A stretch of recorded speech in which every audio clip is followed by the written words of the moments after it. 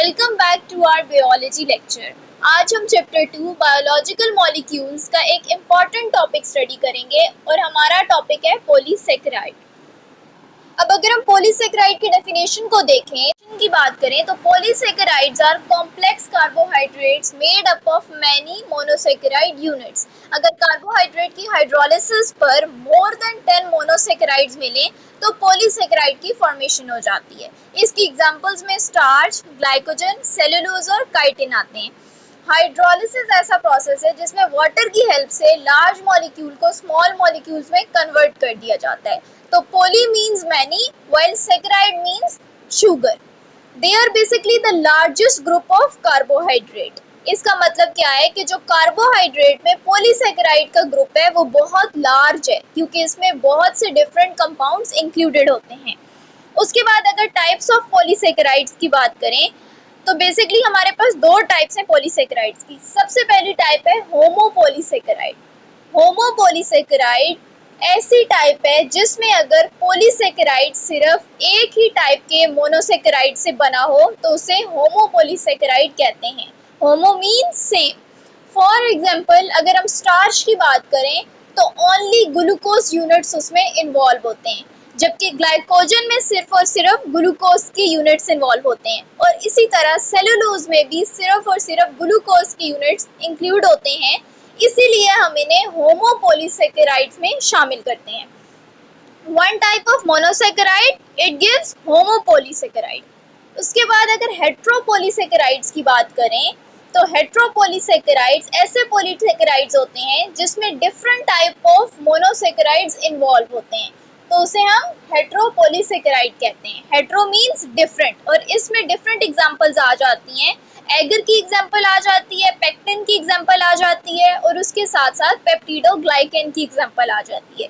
So different type of monosaccharides form heteropolysaccharides. हमने क्या देखा? Homopolysaccharide meaning same and only one type of monosaccharide is involved, while in case of heteropolysaccharide it means different but different type of monosaccharides involved in the process of heteropolysaccharide. अब अगर हम functions of polysaccharide देखें तो book हमारी polysaccharide में different functions को explain कर रही है। सबसे पहला फंक्शन है food and energy stores. Some polysaccharide store energy और इसमें हमारे पास जो एग्जांपल इंक्लूड है वो स्टार्च और ग्लाइकोजन की है। In case of starch, energy storage in plants, while in case of glycogen, energy storage in animals. Second function performed by polysaccharides include structural material. Some polysaccharides provide strength and structure. For example, cellulose or chitin. Cellulose provides structural support to plant cell wall, while chitin provides structural support in organisms such as arthropods, and it is also found in fungal cell walls. So, starch and glycogen storage का काम करते हैं, जबकि cellulose और chitin structure में involve होते हैं। So, अब एक क्वेश्चन है that why polysaccharides are good storage molecules? Basically, they are convenient storage molecule for several reasons. Polysaccharides are useful for storing energy because of their properties. तो सबसे पहली property अगर हम देखें तो वो है large molecules. Their molecules are basically very large, so a lot of glucose can be stored together. For example, glycogen is made up of many glucose units. इसी तरह अगर दूसरी रीजन देखें तो वो है less soluble in water. Polysaccharide generally less soluble होते हैं वाटर में as compared to small sugar such as glucose. इस वजह से ये यूजफुल हैं क्योंकि ये अपने अंदर स्टोर करते हैं without affecting the water balance of cell. मतलब इनकी स्टोरेज इनसाइड द सेल ज्यादा होती है बगैर सेल के वाटर के बैलेंस को अफेक्ट किए। इसके साथ साथ जो बात करें which is little osmotic effect, तो when a cell has lot of free glucose molecules तो हर glucose molecule separately as a particle count होता है। तो 100 और 1000 ऑफ पार्टिकल्स कंबाइन होकर एक स्ट्रॉन्ग ऑस्मोटिक इफेक्ट जनरेट कर देते हैं। इसका क्या मतलब है कि like water would rush into the cell and possibly making it swell और इवन बस्ट। मतलब कि वाटर क्या होगा, बहुत ज़्यादा सेल के अंदर मूव करेगा और पॉसिबिलिटी है कि वो स्वेल होकर बस्ट हो जाए। बट इन केस जब भी सेल लिंक करता है डिफरेंट ग्लूकोज के मॉलिक्यूल्स को एक साथ और एक पॉलीसेकेराइड की फॉर्मेशन कर देता है, लाइक स्टार्च और ग्लाइकोजन, तो they act like a one large particle instead of thousands of small one. तो when the particle number is in fewer, तो वीकर ऑस्मोटिक नंबर, मतलब जब ग्लूकोज के स्मॉल स्मॉल डिफरेंट मॉलिक्यूल्स थे और वो फ्रीली फ्लो कर रहे थे, तो उनकी तादाद बहुत ज़्यादा थी और वो सेपरेटली काउंट हो रहे थे, तो जिस वजह से जो ऑस्मोटिक इफेक्ट था वो स्ट्रांग था. बट इन केस जब डिफरेंट ग्लूकोज के मॉलिक्यूल्स को कंबाइन किया और पॉलीसेकेराइड में कन्वर्ट कर दिया, तो एक लार्ज पार्टिकल बन गया है, जिसकी वजह से जो पार्टिकल्स हैं वो कम हो गए हैं और ऑस्मोटिक इफेक्ट भी हमारे पास कम हो गया है. So loose glucose, thousands of tiny marbles in a jar, taking up space and attracting water.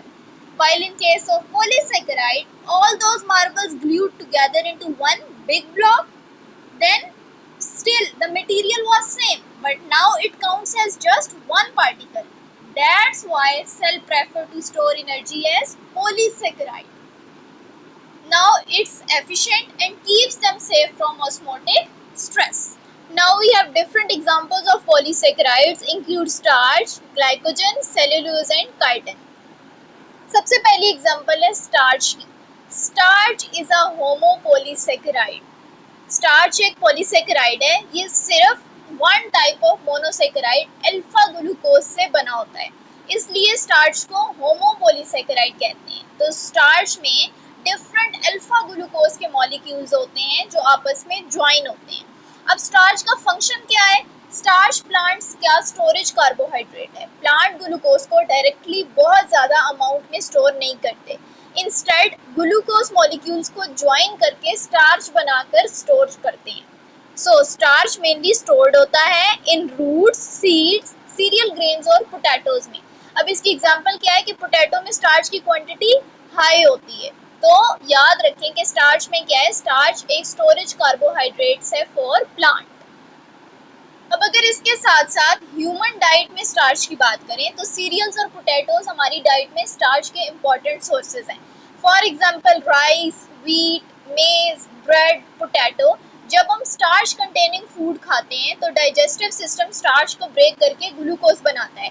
Glucose फिर बॉडी को एनर्जी प्रोवाइड करता है. इसी तरह अगर स्टार्च का डाइजेशन मटेरियल देखें, डाइजेशन की बात करें कि स्टार्च का डाइजेशन प्रोसेस कैसा होता है, तो ये एग्जाम के लिहाज से एक बहुत इंपॉर्टेंट पॉइंट है. 2 स्टेप्स होते हैं इसके. सबसे पहले स्टार्च माल्टोज में कन्वर्ट होता है, देन माल्टोज ग्लूकोज में कन्वर्ट होता है. जो पहला स्टेप है जिसमें स्टार्च माल्टोज में कन्वर्ट हो रहा है, इसमें माउथ और स्मॉल इंटेस्टाइन में एमाइलेज एंजाइम प्रेजेंट होते हैं जो स्टार्च पर एक्ट करते हैं और स्टार्च को माल्टोज में कन्वर्ट कर देते हैं. इसके बाद जो सेकंड स्टेप है उसमें माल्टेज एंजाइम माल्टोज को ब्रेक करता है और उसको ग्लूकोज के मॉलिक्यूल्स में कन्वर्ट कर देता है. सो कंप्लीट प्रोसेस क्या है? स्टार्च पहले माल्टोज में कन्वर्ट होगा by the help of amylase enzyme, उसके बाद माल्टोज ग्लूकोज में कन्वर्ट हो जाएगा by the help of maltase enzyme. अब आयोडीन टेस्ट फॉर स्टार्च देखें अगर हम, तो बुक कहती है कि स्टार्च की प्रेजेंस को आयोडीन टेस्ट से कंफर्म किया जा सकता है. अगर सैंपल में स्टार्च प्रेजेंट हो तो आयोडीन प्लस स्टार्च क्या हमें देगा? ब्लू ब्लैक कलर देगा. ठीक है, इसलिए जो ब्लू ब्लैक कलर है वो किसकी प्रेजेंस को शो करता है? स्टार्च की प्रेजेंस को शो करता है. ये स्टार्च की आइडेंटिफिकेशन का इंपॉर्टेंट टेस्ट होता है कि जब भी हम आयोडीन और स्टार्च को कंबाइन करेंगे तो हमारे पास जो कलर की फॉर्मेशन होगी वो ब्लू ब्लैक कलर होगा. अब स्टार्च की 2 टाइप्स हैं बेसिकली, एमाइलोज और एमाइलोपेक्टिन. सबसे पहले अगर एमाइलोज के स्ट्रक्चर को देखें तो एमाइलोज एक अनब्रांच स्ट्रेट चेन पॉलीसेकेराइड है. इसका मतलब ग्लूकोज मॉलिक्यूल्स की चेन में ब्रांच नहीं होती, ये मोस्टली स्ट्रेट चेन होती है. एमाइलोज में ग्लूकोज मॉलिक्यूल में जो एमाइलोज में जो ग्लूकोज के डिफरेंट मॉलिक्यूल्स हैं उनमें अल्फा 1,4 ग्लाइकोसिडिक लिंकेज प्रेजेंट होता है. उसके साथ साथ जो एमाइलोपेक्टिन है, एमाइलोपेक्टिन एमाइलोज से डिफरेंट होता है. इसके स्ट्रक्चर में एमाइलोपेक्टिन की स्ट्रक्चर ब्रांच होती है, मेन चेन होती है और उससे साइड ब्रांचेस अटैच होती हैं. और इसमें जो लिंकेज प्रेजेंट होते हैं वो alpha 1,4 glycosidic linkage main chain में प्रेजेंट होता है और अल्फा 1,6 ग्लाइकोसिडिक लिंकेज ब्रांचेस में प्रेजेंट होता है. अब अगर हम एमाइलोस और एमाइलोपेक्टिन का डिफरेंस देखें तो इसमें हमारे पास अगर स्ट्रक्चर की बात करें तो जो एमाइलोस है वो अनब्रांच स्ट्रक्चर है, while amylopectin is branch sector. अगर मेन लिंकेज देखें तो इसमें हमारे पास जो एमाइलोस का स्ट्रक्चर है उसमें अल्फा 1 4 लिंकेज प्रेजेंट होता है और एमाइलोपेक्टिन में भी अल्फा 1 4 लिंकेज ही प्रेजेंट होता है जो मेन लिंकेज है। और अगर ब्रांच लिंकेज की बात करें तो एमाइलोस में कोई ब्रांच प्रेजेंट नहीं होती, जबकि एमाइलोपेक्टिन में अल्फा 1 6 ग्लाइकोसिडिक लिंकेज प्रेजेंट होता है उसकी ब्रांच चेन्स में। वाटर को अगर हम देखें तो अमाइलोज जो है वो सॉल्युबल है in hot water, while amylopectin is insoluble in case of water, जबकि दोनों स्टार्च का पार्ट है।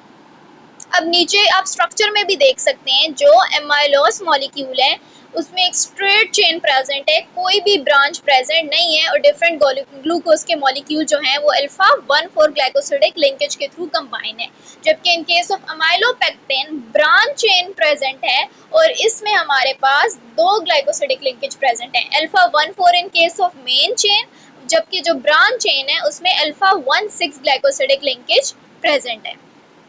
अब इसके बाद हम स्ट्रक्चर, प्रॉपर्टीज और रोल ऑफ ग्लाइकोजन की बात करेंगे। ग्लाइकोजन भी होमोपोलीसेकेराइड है, ये भी मल्टीपल अल्फा ग्लूकोज मॉलिक्यूल से बना होता है।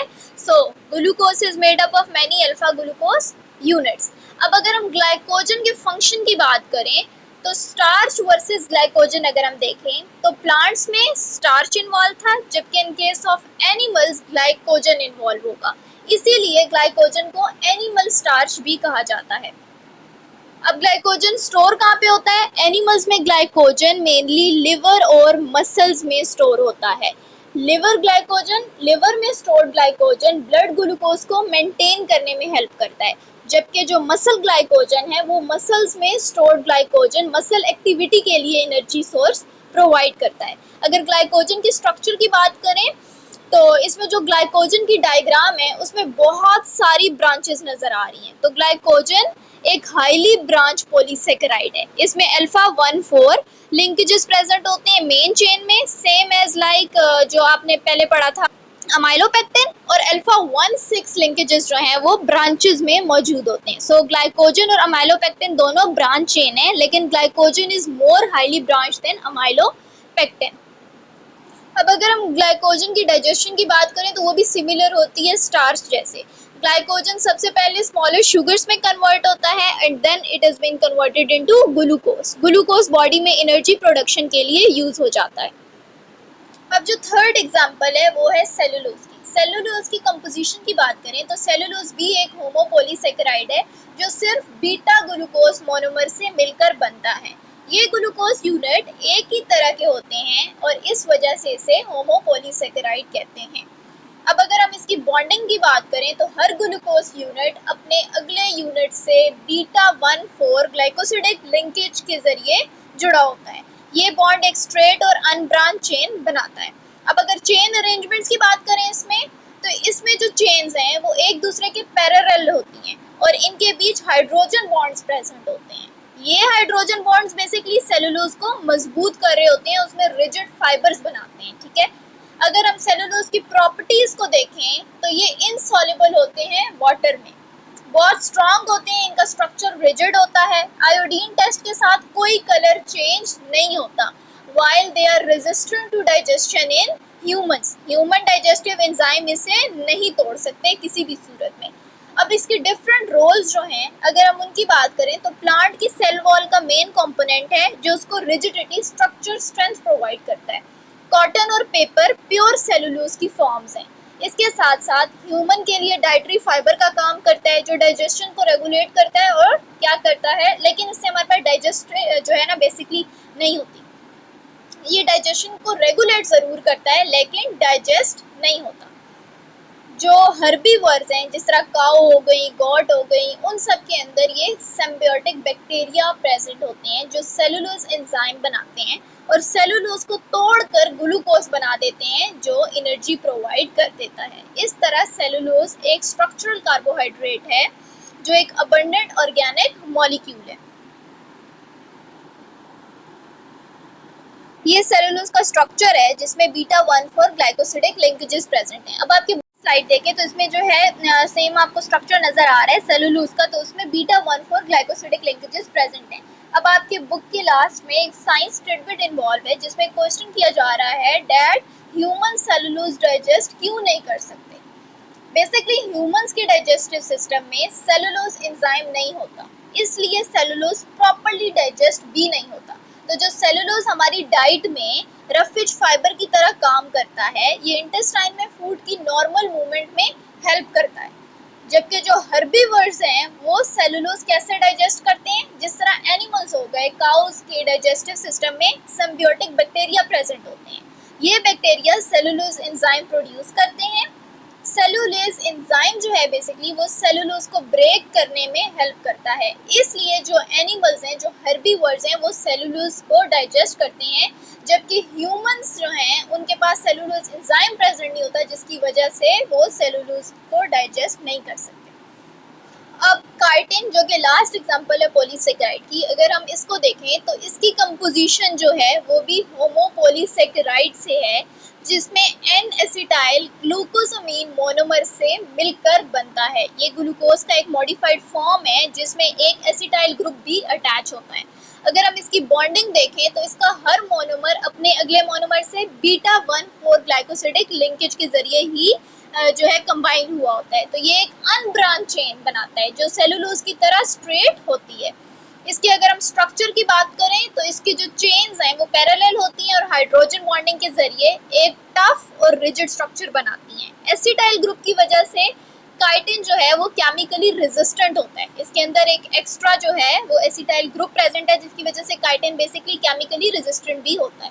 अगर इसकी प्रॉपर्टीज की बात करें तो ये टफ है, फ्लेक्सिबल है, वाइल उसी तरह से इनसॉल्युबल है वाटर में, रेजिस्टेंट है to many chemical due to the presence of acetyl group. इसके साथ साथ ह्यूमन के डाइजेस्टिव एंजाइम इसे नहीं तोड़ सकते।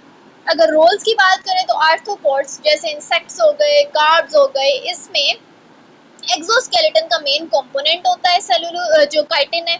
जबकि फंजाई की सेल वॉल में भी ये प्रेजेंट होता है, इस वजह से इसे फंगल सेलुलोज भी कहते हैं। एनिमल्स को प्रोटेक्शन और सपोर्ट भी प्रोवाइड करता है। सो सेलुलोज और काइटिन दोनों एक जैसे लगते हैं क्योंकि दोनों में बीटा 1,4 लिंकेजेस प्रेजेंट होते हैं, लेकिन काइटिन में एसिटाइल ग्रुप एक्स्ट्रा होता है जिसकी वजह से केमिकल रेजिस्टेंस और फ्लेक्सिबिलिटी ज्यादा होती है। अब डिफरेंट बायोकेमिकल टेस्ट हैं कार्बोहाइड्रेट के लिए। तो सबसे पहला जो टेस्ट परफॉर्म होता है वो है iodine test for starch solution. इसकी अगर हम ऑब्जर्वेशन की बात करें तो basically dark blue black colour जो है वो इसमें आता है। इसकी रीजन क्या है, बिकॉज आयोडीन स्टार्च के माइलोज पार्ट के साथ कॉम्प्लेक्स बनाता है जो ब्लू ब्लैक कलर देता है और स्टार्च सॉल्यूशन कंफर्म हो जाता है इससे। जो दूसरा टेस्ट है वो है iodine test on potato slice. इसकी ऑब्जर्वेशन की अगर हम बात करें तो पोटैटो स्लाइस पर ब्लू ब्लैक सा कलर आ जाता है। अगर हम इसकी रीजन की बात करें तो पोटैटो के अंदर नेचुरली स्टार्च होता है जो आयोडीन के साथ रिएक्ट करता है और ये जो है फूड मटेरियल में स्टार्च को कंफर्म कर देता है। जो थर्ड टेस्ट है वो है iodine test for glycogen solution. अगर हम इसकी ऑब्जर्वेशन देखें तो रेड कलरेशन होती है और इसकी रीजन क्या है कि ग्लाइकोजन आयोडीन के साथ अलग कॉम्प्लेक्स बनाता है जो रेड कलर देता है। ग्लाइकोजन सॉल्यूशन कंफर्म हो जाता है इस टेस्ट से। उसके बाद जो चौथा टेस्ट है हमारे पास वो है iodine test for cellulose solution. इसकी ऑब्जर्वेशन अगर हम देखें तो इसमें कोई भी कलर चेंज नहीं होता। अब इसकी रीजन क्या है कि जो सेलुलोज आयोडीन के साथ रिएक्ट नहीं करता क्योंकि उसका स्ट्रक्चर एमाइलोज ग्लाइकोजन जैसा नहीं होता, इसीलिए अगर कलर चेंज ना हो तो सेलुलोज हो सकता है। इस टेस्ट से कंफर्म हो जाएगा। उसके बाद जो हमारे पास टेस्ट है वो है बेनेडिक्ट टेस्ट फॉर ग्लूकोज। इसकी अगर हम ऑब्जर्वेशन की बात करें तो बेसिकली इसमें डर्टी ग्रीन, येलो या रेड प्रेसिपिटेंट्स जो हैं उनकी फॉर्मेशन हो जाती है। इसकी रीजन क्या है कि ग्लूकोज एक रिड्यूसिंग शुगर है जो बेनेडिक्ट सॉल्यूशन के कॉपर आयंस को रिड्यूस करता है और कलर्ड प्रेसिपिटेट बनाता है। इससे ग्लूकोज कंफर्म हो जाता है कि वो प्रेजेंट है। जबकि जो फेलिंग टेस्ट फॉर ग्लूकोज है इसकी ऑब्जर्वेशन की बात करें तो ये रेड प्रेसिपिटेट्स बनाता है। इसकी रीजन क्या है कि ग्लूकोज फेलिंग सॉल्यूशन के कॉपर आयंस को रिड्यूस करता है और जो क्यूप्रस ऑक्साइड है वो रेड प्रेसिपिटेट्स बना देता है। इसमें टेस्ट से हमारे पास क्या होता है, ये जो टेस्ट है कार्बोहाइड्रेट के लिए, इससे ग्लूकोज की कंफर्मेशन हो जाती है। जबकि जो हमारे पास लास्ट टेस्ट है वो टेस्ट है मोलिश टेस्ट फॉर डाइसेकेराइड्स। इसकी अगर हम ऑब्जर्वेशन देखें तो पर्पल रिंग बनता है जंक्शन पर रीजन क्या है? कंसंट्रेटेड H2SO4 शुगर को डिहाइड्रेट करके फरफ्यूरल बनाता है जो अल्फा नेफ्थोल के साथ रिएक्ट करके पर्पल रिंग दे देता है। अगर हम इसके रिजल्ट की बात करें तो डाइसैकेराइड शुगर कार्बोहाइड्रेट में इससे कन्फर्म हो जाते हैं।